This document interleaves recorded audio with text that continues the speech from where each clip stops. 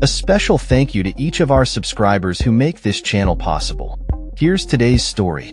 In a dramatic turn of events, thousands of demonstrators took to the streets of Tbilisi, Georgia, on Friday night, protesting the government's shocking decision to suspend negotiations for the country's European Union membership. This marks the second consecutive night of unrest, following Prime Minister Eruct's announcement that has sent ripples of discontent throughout the nation. The protests erupted after the ruling Georgian Dream Party declared a 4-year hiatus on EU talks, a move perceived as a betrayal of the country's aspirations for integration into Europe. The situation escalated quickly as demonstrators clashed with police forces outside the parliament building, with riot police deploying water cannons, pepper spray, and tear gas to disperse the crowds.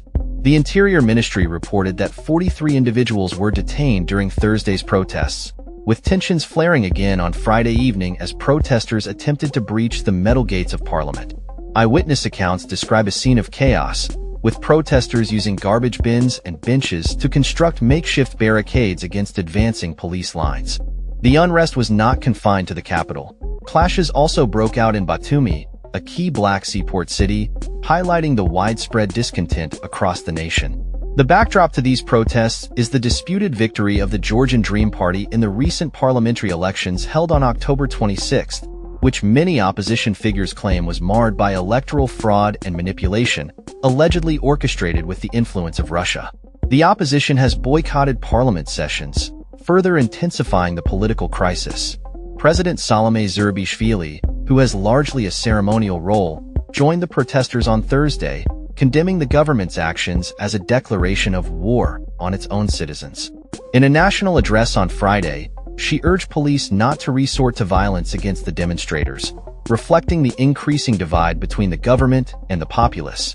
The announcement to suspend EU negotiations came just hours after the European Parliament condemned the October elections as neither free nor fair, underscoring concerns about democratic backsliding in Georgia.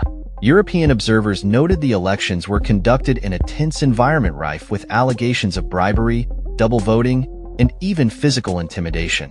The EU had previously granted Georgia candidate status in December 2023, contingent on meeting certain political reforms.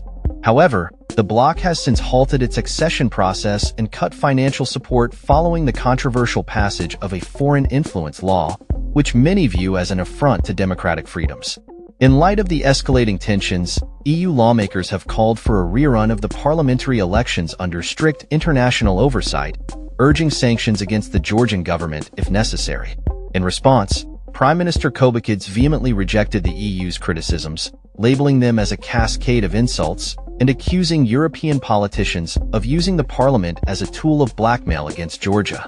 He asserted that the nation would not be coerced into compliance and vowed to continue pursuing EU membership on its own terms.